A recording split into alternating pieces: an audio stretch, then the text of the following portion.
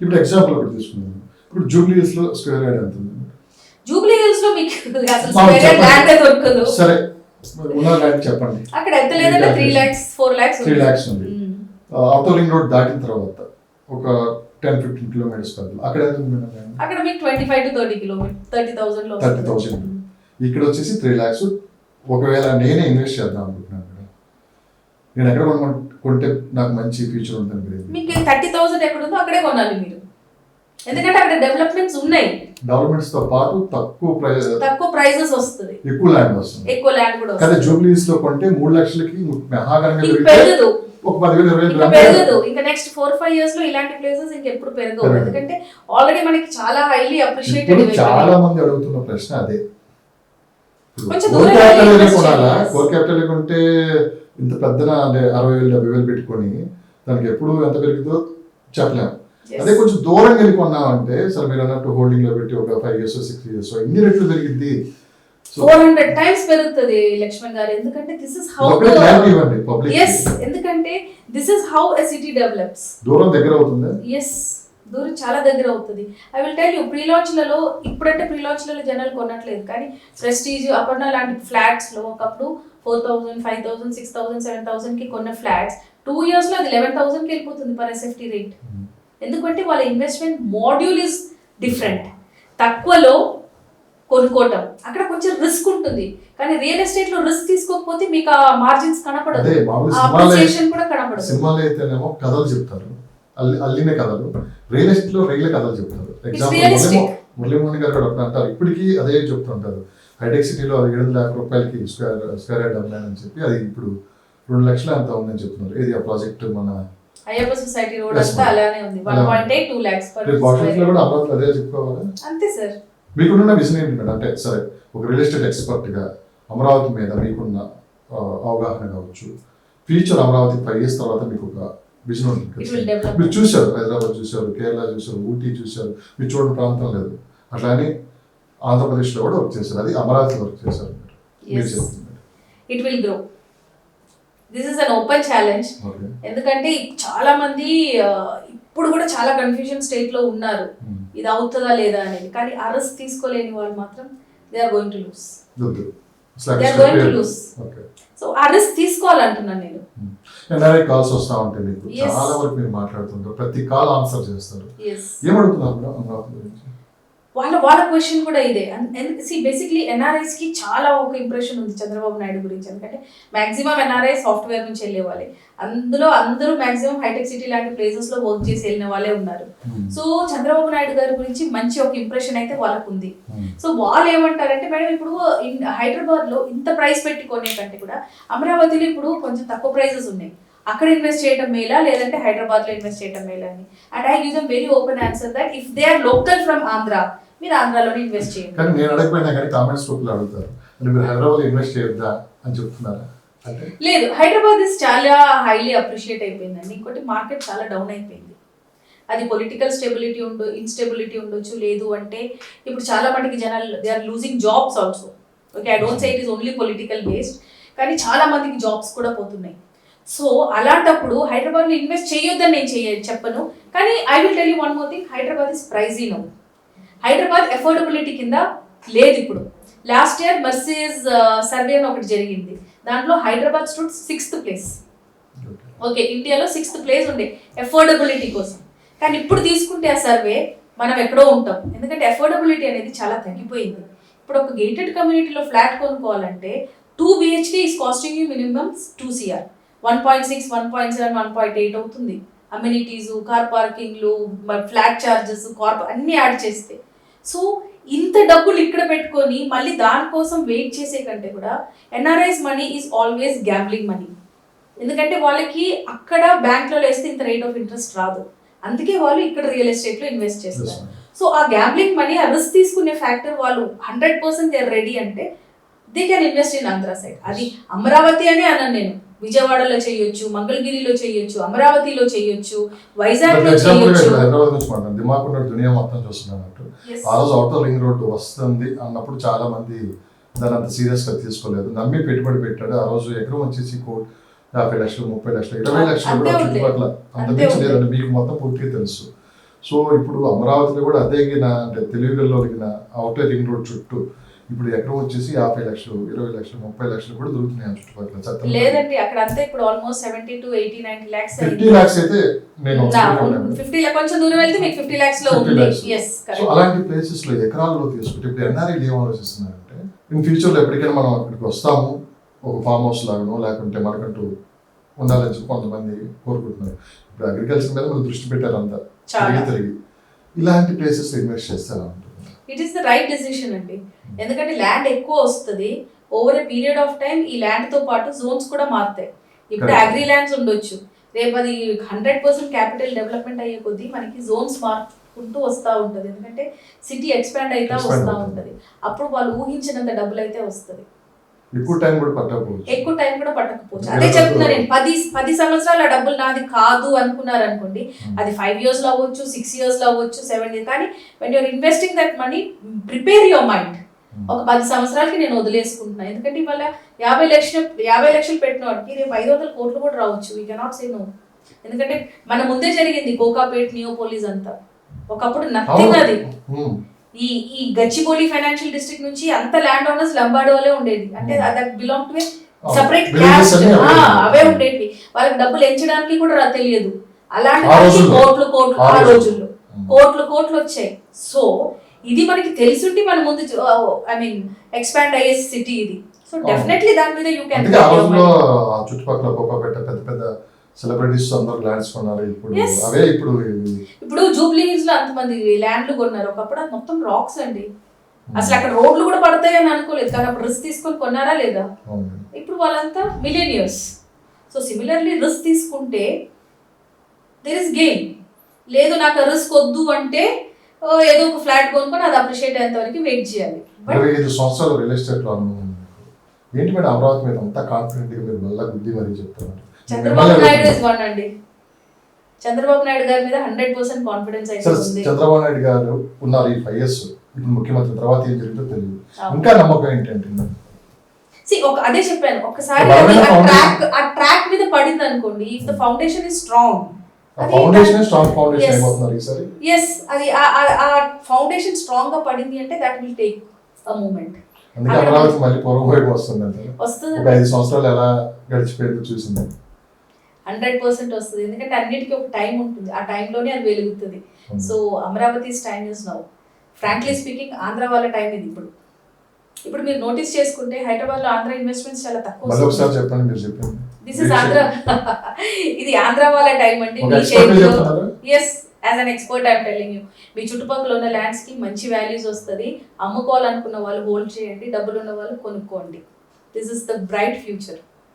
5 years తర్వాత ఎలా ఉంటుంది అనుకుంటే ఇప్పుడు ఈ రోజు అంటే ఈ 2025 జనవరి నుంచి మొదలుపెట్టింది.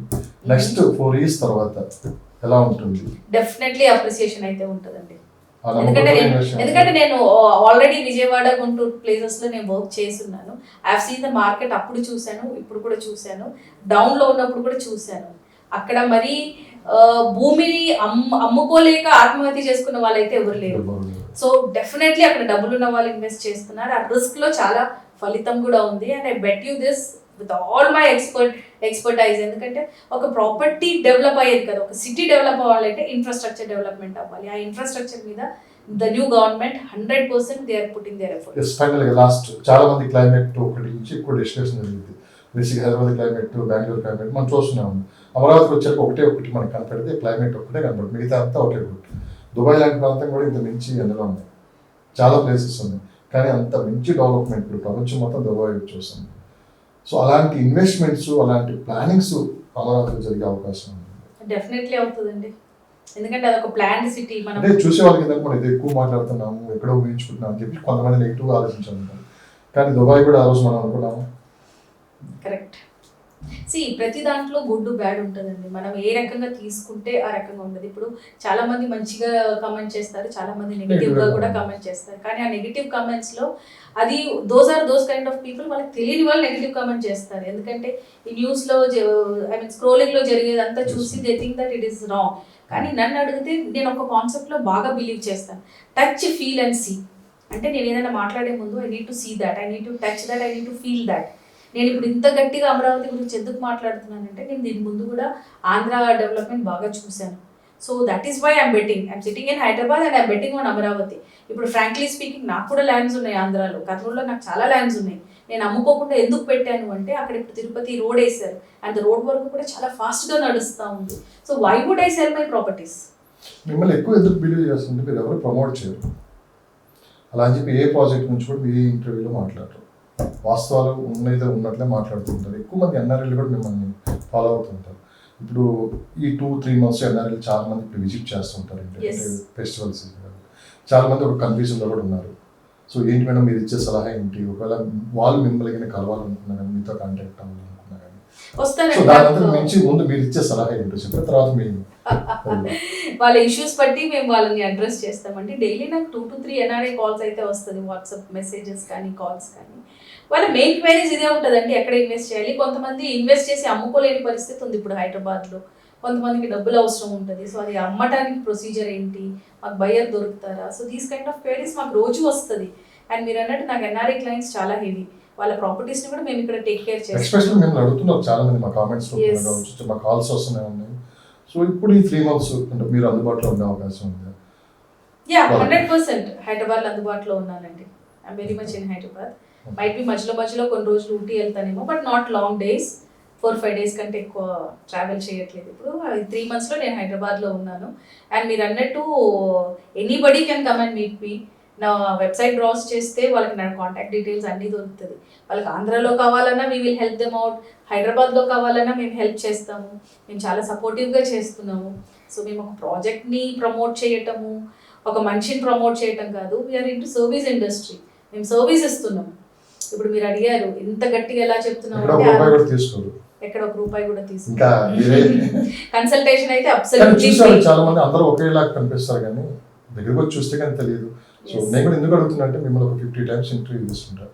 ఎప్పుడు మా దగ్గర కూడా ప్రాజెక్ట్ ఉంది చేద్దామని అడిగింది లేదు. మనకి ప్రజలకి ఏమి ఇద్దామో మోసపోకుండా కావచ్చు, మంచి అప్రిషియేషన్ కావాలన్నా కానీ, ఎందుకంటే ప్రతి రూపాయి తీసి వాళ్ళు ఖర్చు పెడతారు పిల్లల కోసం. ఎస్పెషల్లీ మన ఫ్యామిలీ ఎంతో వాళ్ళు ఎప్పుడు మీరు ప్రతి విషయంలో చెప్తూ ఉంటారు. రియల్ ఎస్టేట్ మీరు నమ్మిన సిద్ధాంతం ఏంటి, మేము పాటించాల్సింది ఏంటి? ఇట్స్ ట్రస్ట్ అండి. ఒకసారి ఆ ట్రస్ట్ అనేది మీరు బ్రిడ్జ్, ఐ మీన్ ట్రస్ట్ అనేది ఒక బ్రిడ్జ్ లాంటిది. మీకు నాకు మధ్యలో ఉండే బ్రిడ్జ్ని ట్రస్ట్ అంటాము.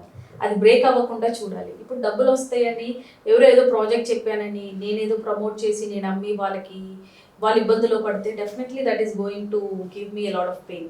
సో అలా కాకుండా వాళ్ళకు అనుకూలంగా ఇప్పుడు మేము కన్సల్టెన్సీస్ అయితే మేము ఫ్రీ ఇస్తున్నాం. ఎవరైనా నన్ను వచ్చి కలవచ్చు. When it goes to legal and other things where money is involved only we charge them. లేదంటే మేము చార్జ్ చేయట్లేదు.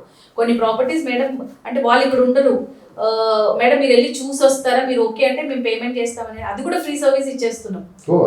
అది కూడా ఫ్రీ సర్వీస్ ఇచ్చేస్తున్నాం. మేము వెళ్ళి చూసి ప్రాపర్టీ కరెక్ట్ ఉందా లేదా అని మేము పేయింగ్ డైరెక్ట్లీ చూడకుండా కూడా ఇచ్చేస్తున్నారు. సో అది కూడా చేస్తున్నాం. అన్లెస్ అని అంటే దాంట్లో లీగల్ ఒపీనియన్స్ అక్కడ వేరే సర్వీసెస్ ఇన్వాల్వ్ అయితే తప్ప we're not charging also anything.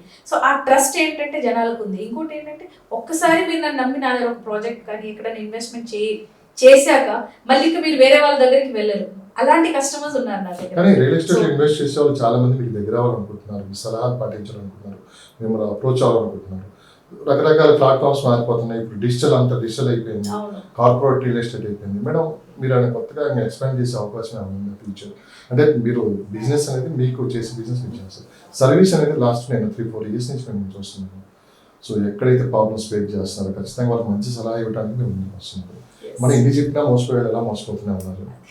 కాస్త మార్పు వస్తాను మీ ప్రయత్నం అయితే ఫలించింది అనుకోవచ్చు. మీరేమైనా కొత్తగా ఏమైనా ప్లాన్ చేస్తున్నారు? అంటే ఇప్పుడు కొంతమందికి కొన్ని ప్రాపర్టీస్ కావాలనుకున్నప్పుడు సర్వీసెస్ ఇస్తున్నామండి. అది ఎక్స్పాండ్ చేయాలనుకుంటున్నాం. అంటే ఇప్పుడు కొన్ని ఏరియాస్లో వాళ్ళకి ల్యాండ్స్ కావాలి, కొన్ని ప్రాజెక్ట్స్ వాళ్ళు మనకి రెఫర్ చేస్తారు. సో అది కరెక్ట్ ఉందా లేదా అనేది రెఫరెన్స్ కోసం మమ్మల్ని కాల్ చేస్తూ ఉంటారు. మేము వెళ్తాము, చెక్ అని అంటే పర్మిషన్స్ అన్ని కరెక్ట్ ఉన్నాయా లేవా, రిజిస్ట్రేషన్స్ అవుతున్నాయా, అలాంటి సర్వీసెస్ మేము డెఫినెట్లీ ఎక్స్పాండ్ చేయాలనుకుంటున్నాం. అంటే మీరు ఒక్కరు మీకుండే బిజీ ఏంటో మాకు తెలుసు. 15 రోజులు ఎక్కడుంటే 15 రోజులు ఊటీలో ఉంటారు, ఇంకో 15 రోజులు తిరుగుతుంది. కానీ ఒక టీమ్ బిల్డ్ చేసి సో మొత్తం అంటే ఎక్కడికెక్కడ సొల్యూషన్ దొరికేటట్టు ప్లాన్ చేసే ఆలోచన కూడా చేస్తున్నారు అని మేము నాకు. అవునండి, కరెక్ట్. అది we're getting tied up with అంటే కొంచెమంది మంచి ప్రమోటర్స్. ఫర్ ఎగ్జాంపుల్ యుఎస్ అనుకోండి. సో అక్కడ మీ మనిషి ఒకరు ఉంటారు. సో గైడ్ లైన్స్ అనేది ఇక్కడ నుంచి మీరు అంతా చేస్తూ ఉంటారు. అక్కడ వాళ్ళు ఇక్కడ కొనాలనుకుంటే సోలో వాళ్ళు కాంటాక్ట్ అయితే మిమ్మల్ని కాంటాక్ట్ అంటాం. ఇలా కొన్ని ప్లాన్స్ ఏమన్నా ఉన్నాయండి. ఐ మీన్ 2025లో మేము ఎక్స్పాన్షన్కి వెళ్తున్నాము. Main into NRI services. Local కంటే కూడా ఎన్ఆర్ఐ పీపుల్ చాలా ఫేస్ చేస్తున్నారు ఇష్యూస్. వాళ్ళతో ఇంటరాక్ట్ చేస్తే కానీ మాకు తెలియదు, మీకు కూడా అర్థం కాదు మేము చెప్పిన. మీటింగ్ పెట్టి మిమ్మల్ని ఆహ్వానిస్తే మీరు వెళ్ళి డెఫినెట్లీ అండి వెళ్తాము. అదే అడిగారు, ఒకరిద్దరు అడిగారు కాబట్టి ఇవన్నీ అడుగుతున్నాను. డెఫినెట్లీ వెళ్తామండి. We will address all there issues. వాళ్ళకి ఏమి ఇష్యూస్ ఉన్నా మేము అడ్రస్ చేస్తాము. బికాస్ బేసిక్లీ డబ్బుల కంటే ఎక్కువ ఇంకొకటి కూడా ఉంది, విలువలు, వాల్యూస్, ట్రస్ట్ నేను అన్నింది. So definitely we're there to support them. Thank you madam, thank you so much. ఒకసారి మీ అడ్రస్ కూడా మాకు చెప్తే. షూర్ అండి. మై ఆఫీస్ ఈజ్ అట్ హైటెక్ సిటీ, మాదాపూర్లో ఉంటుంది. And if anybody wants to reach out to me, my number is 7569922847 and my website is www.bodahomesinfra.com. బోధాలో ఏమైనా ఉందా ఏంటి? బోధా అని పెట్టడానికి కూడా ఒక రీజన్ ఏమైనా ఉంది? Bodha is name of the tree అండి. అంటే ఆ చెట్టు కిందనే కూడా నాకు ఒక బుద్ధుడిది. ఎస్, అదేంటంటే ఆ బోధా వృక్షం కిందనే కూర్చొని మెడిటేషన్ చేసి బుద్ధుడికి జ్ఞానోదయం కలిగిందనమాట. So I somehow feel that మనసు ప్రశాంతంగా ఉంటే ప్రతిదీ మంచిది జరుగుతుంది అనేసి. So I somehow picked up that word. ఆలోచన మంచిది. ఎస్, వస్తుంది. డబ్బులు అనేది వచ్చిపోతూ ఉంటది. దానికోసం మాత్రం పరిగెత్తితే మనం మంచి చేయలేము. సో మనం మంచి చేస్తూ ఉండే కొద్దీ అది మనల్ని ఫాలో అవుతుంది.